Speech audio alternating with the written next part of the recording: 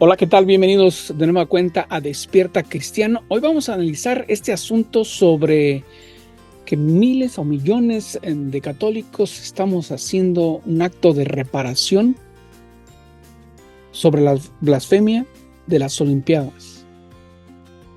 Aunados, algunos cardenales, muy pocos, 3, 4, y muy pocos, menos de 40, 50 obispos que han emitido una carta al Comité Olímpico Internacional. Pero vamos a sacarle el lado positivo de esto negativo. Vamos al análisis. Pero antes quiero invitarlos para que se suman al canal. Cada día seamos más. Y le agradezco a todos aquellos que se han inscrito ya al canal y les lleguen las notificaciones. Vamos a iniciar con nuestro Ave María tradicional. Ave María, gracia plena, Dominus tecum, benedicta tu in mulieribus, et benedictus fructus ventris tui, Jesús. Sacta Maria, Mater Dei, ora pro nobis peccatoribus, nunc et in hora mortis nostre. Amén. Iniciamos.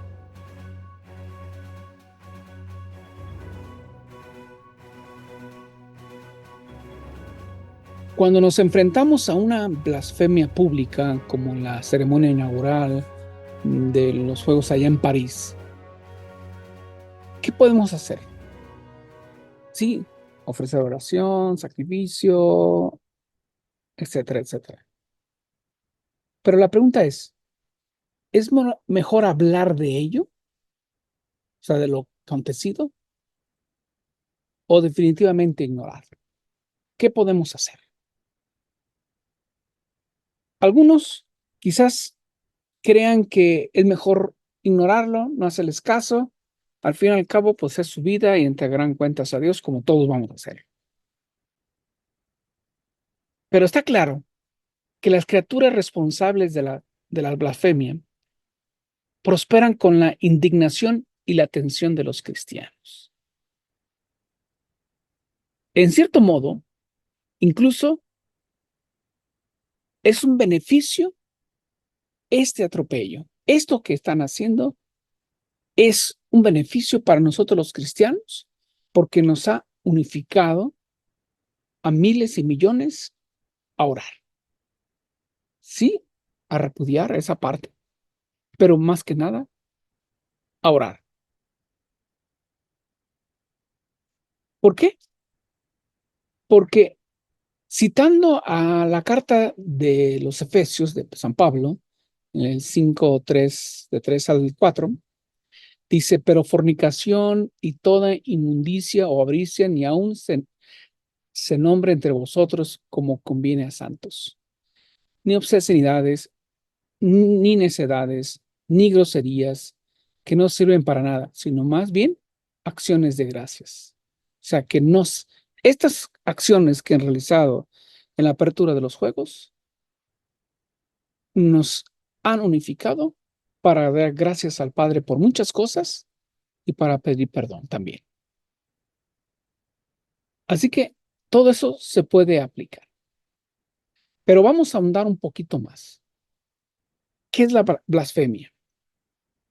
Y partamos de Santo Tomás de Aquino, que él la describe como un pecado muy grave, una especie de incredulidad agravada por el odio a Dios. Si comparamos la blasfemia en cuanto a los objetos de esos pecados, está claro que la blasfemia, que es un pecado cometido directamente contra Dios, es más grave o tan grave el pecado contra el prójimo. Por otra parte, si comparamos con respecto al daño que causa el mal, porque, porque en sí el daño al prójimo es una blasfemia, por decirlo así, a Dios, porque somos sus criaturas, porque somos templos vivos del Espíritu Santo. Así que, dado que la gravedad de un pecado depende de la intención de la mala voluntad, más que del efecto del hecho, como se mostró anteriormente, se deduce que el blasfemo tiene la intención de hacer daño al honor a Dios. En términos absolutos, peca más grave que alguien que le quita la vida a otro. El desorden social y la culpa causadas por el pecado de la blasfemia, cuando es perpetrado por responsables del gobierno, de la comunidad, debe ser rectificada, tanto por una cuestión de justicia hacia Dios como por una cuestión de urgencia para la sociedad, para que enderece el camino. A esto se debe que el cuerpo social puede incurrir en responsabilidad colectiva por los delitos de su cabeza, es decir, de los líderes. Así que Santo Tomás de Aquino explica, todos los hombres nacidos de Adán, todos, pueden considerarse como un solo hombre, en cuanto tienen una naturaleza común que reciben de sus primeros padres.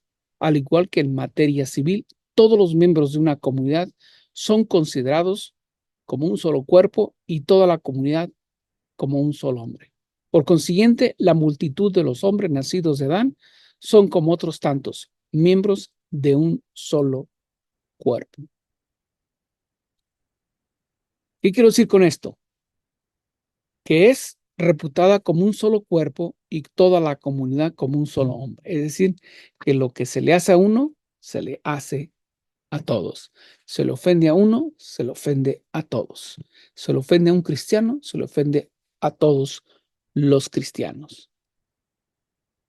Así que a lo largo de la historia hemos visto el Dios justo que puede optar por castigar a esa comunidad que provoca pecado, atroces y blasfemias, a menos que pueda reparar el daño que se ha hecho. Es decir, al menos que se arrepienta, y muchos textos bíblicos los tenemos ahí en la Biblia, donde muchos se han arrepentido del mal que han hecho. Así que esto es lo que se entiende por reparación. Pero podemos hacer una pregunta. ¿Podemos realmente ofrecer restitución por los pecados contra el Dios infinito? Es una pregunta al aire. ¿Usted qué piensa? ¿Es posible la reparación? Así que el pecado que se comete contra Dios es infinito, porque la gravedad de un pecado aumenta según la grandeza de la persona contra la que se peca. Así es un pecado más grave golpear al soberano que a un particular, y la grandeza de Dios no tiene fin, es decir, es infinita. Por lo tanto, se debe un castigo infinito por un pecado cometido contra Dios. Otro axioma, otro análisis del cristianismo es que ningún hombre simple y finito es capaz de restituir tal pecado, como lo escribe Santo Tomás de Aquino. Ninguna pena soportada, podría el hombre pagar a Dios satisfacción suficiente por la deuda del pecado. De aquí se derivan dos puntos. La primera es que nuestra incapacidad radical para restituir adecuadamente el pecado, propio o ajeno, no elimina por ello la obligación para intentar hacer algo para restituirlo. Estamos obligados al menos a intentar la restitución y a reparar el desorden, la injusticia y la culpa de la blasfemia pública. Como punto número 2, por propia bondad, Dios mismo dio a nuestra raza humana los medios para la expiación por el pecado, lo que se logró mediante la pasión de Cristo, una persona divina con naturaleza divina y una naturaleza humana también. Así que, al asumir nuestra naturaleza humana, Cristo puede ofrecer un sacrificio a Dios como uno de nosotros, como hombre, que era hombre. Bueno, es hombre. Este sacrificio tuvo un valor infinito en cuanto que fue la carne de Dios la que sufrió, y en cuanto soportó este sufrimiento extremo por obediencia y perfecta y amor al extremo a Dios. Al hacerlo, la justicia se cumplió perfectamente porque nuestra deuda, que de otro modo sería impagable, o sea, no se podría haber pagado, fue pagada en su totalidad. Y también al hacerlo, Dios manifestó su gran amor y misericordia por nuestra caída. Así que, pero este hecho, Cristo no canjea nada unas por otras. Él lo hace tal cual es. Así que, como escribió el Papa Pío XI allá en 1926, dijo: el Dios justo y misericordioso que habría perdonado a Sodoma por 10 justos, mucho más estará dispuesto a perdonar a toda la raza humana cuando se sienta conmovido por las humildes súplicas y felizmente aplacado por las oraciones de la comunidad de los fieles que oran juntos en unión con Cristo, su mediador, cabeza, en nombre de todos. El ejemplo de Sodoma y Gomorra, como lo muestra en los textos bíblicos, los pecados de los dirigentes o de una serie de individuos afecta al conjunto de la sociedad. La reparación realizada por algunos puede hacer lo mismo. Tras esta parodia que se presentó allá en París, grupos de católicos de diferentes grupos, así diferentes partes del mundo, perdón, han llevado a cabo actos públicos de reparación, algunos misa, rosarios, oración, etcétera, etcétera. Así que la carta que presentaron la semana pasada algunos cardenales, 3 cardenales en sí, 24 obispos, la mayoría de aquí de Estados Unidos, dice sí, nosotros, obispos católicos de todo el mundo, en nombre de los cristianos de todo el mundo, exigimos que se repudie esta acción blasfema y pide disculpas a todas las personas de fe. Eso es lo que dice la carta la semana pasada. Así que la necesidad absoluta de reparación en la era moderna de la apostasía. ¿Cuán grande es la necesidad de una expiación o reparación más especialmente de nuestra época? ¿Sí? Del siglo XXI. Se manifestará a todo aquel que dijimos al principio, examine con sus ojos y con su mente, asentado en la maldad. Así que en esas regiones vemos que se confunde todos los derechos, tanto humanos como divinos.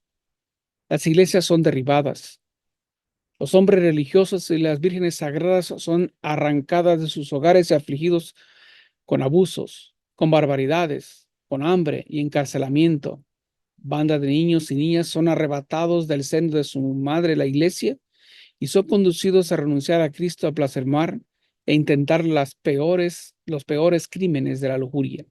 Todo el pueblo cristiano, tristemente, descorazonado y trastornado, está continuamente en peligro de caer de la fe o de sufrir la muerte más cruenta. Con esto, esta es una reflexión. Quiero darle gracias a Lifestyle News, que en parte dio parte del material de lo cual hoy les estoy hablando. Así que continuemos con los actos de reparación, continuemos con nuestro trabajo como tal, que personas finitas, nosotros, limitados, seres limitados, suplicamos a Dios el perdón por nuestros hermanos, porque aunque actúen como actúen y vivan como vivan, siguen siendo nuestros hermanos, porque todos somos descendientes de Adán y Eva y todos somos criaturas de Dios. Unos más desviados que otros, pero todos lo somos. Esperemos que esta reflexión ayude a continuar para la reparación de estos y otros males en el mundo que están en contra de la natura, que en contra de la naturaleza de la que Dios ha establecido. Y usted, hermano católico, ¿qué opina? Muchas gracias.